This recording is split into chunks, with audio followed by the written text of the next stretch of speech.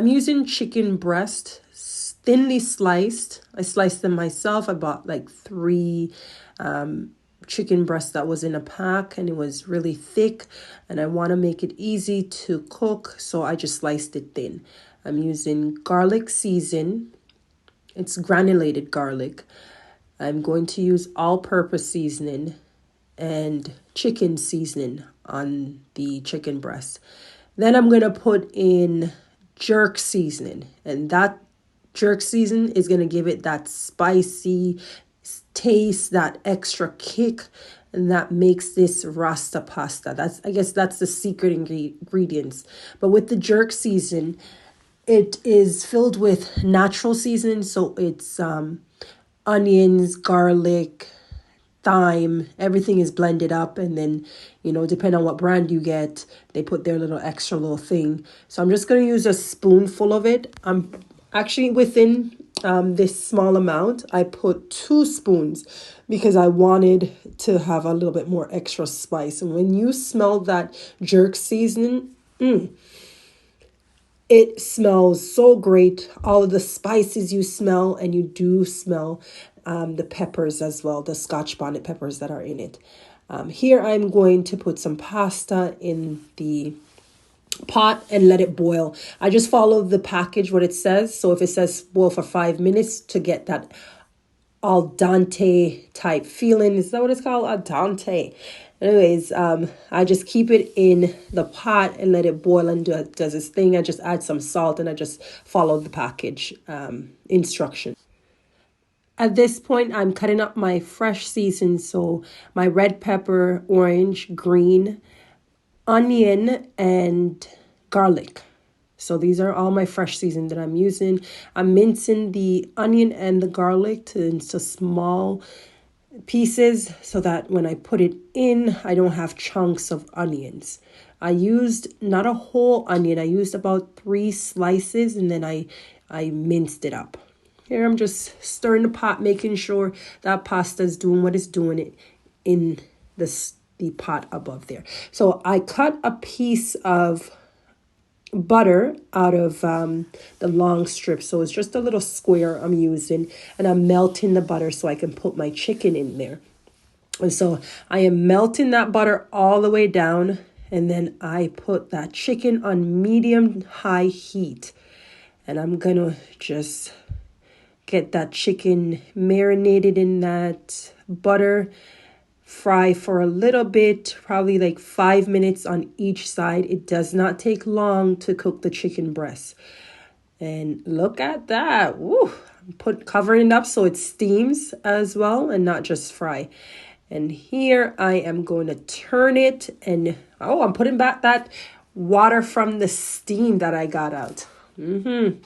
And I'm going to turn the chicken and get the color that I like. I'm actually going to cut a piece just to make sure that the chicken is not pink, so it's white all over. And I don't want to cook it for too long because I don't want it to be too chewy. I want it to be done nice, right, and perfect. So approximately 5 minutes on each side, but you can determine how long your chicken needs to be cooked for.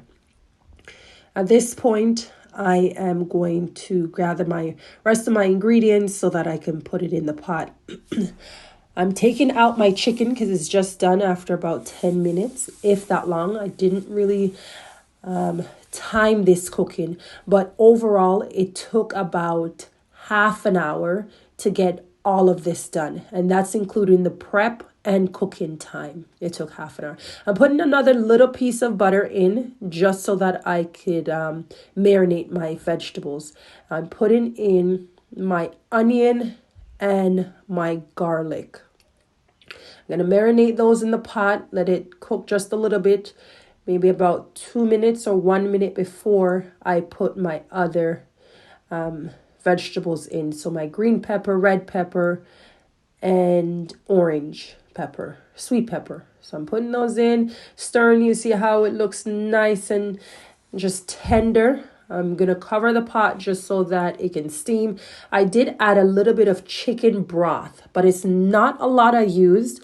I used it in the pot that I had seasoned the chicken with, so I have all that seasoned in there. I'm just going to stir it around to get all of that seasoned out, and then pour it in the pot. And that's just a little bit of chicken broth. So you can see it wasn't a much that I used. I didn't even measure anything. So you just have to look at what you see and determine how much it is that you need to use. Here I got whipping cream. So I think this is about 473 mils and I used half of that pack.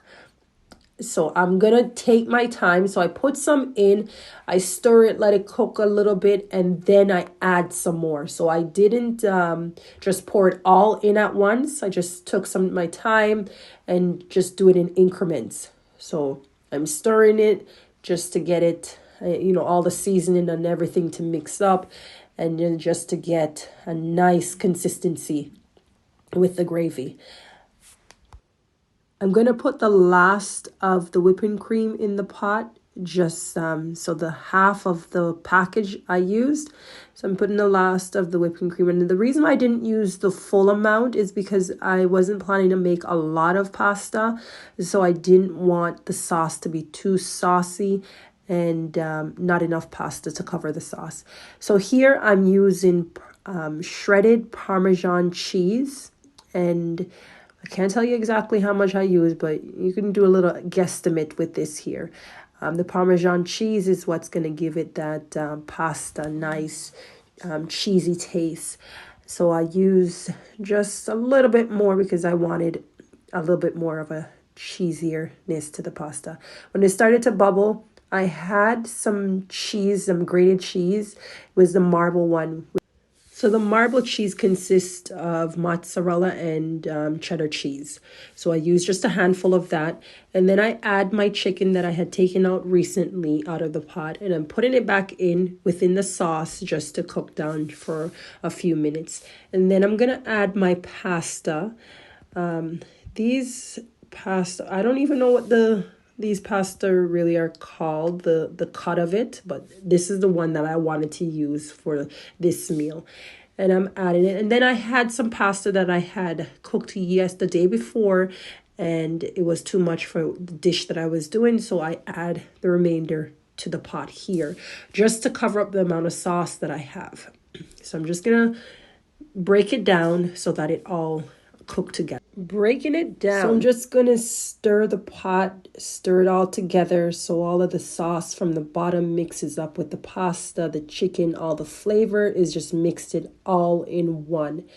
It doesn't take long to make, about 30 minutes, and you have a delicious meal. I would definitely love for you guys to try it. If you don't like a lot of spice, just put less of the jerk sauce. Here I'm going to plate it out, show you guys exactly what it looks like up close and personal. You're going to see your fresh seasoning. You're going to see the vegetables on top.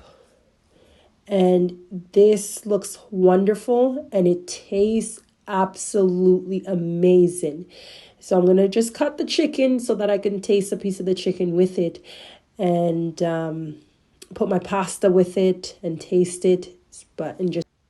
I'm going to just say I'm going to give this dish a 10 out of 10 for the authentic island food with the jerk seasoning. It just tastes absolutely good. Flavor is just on 10.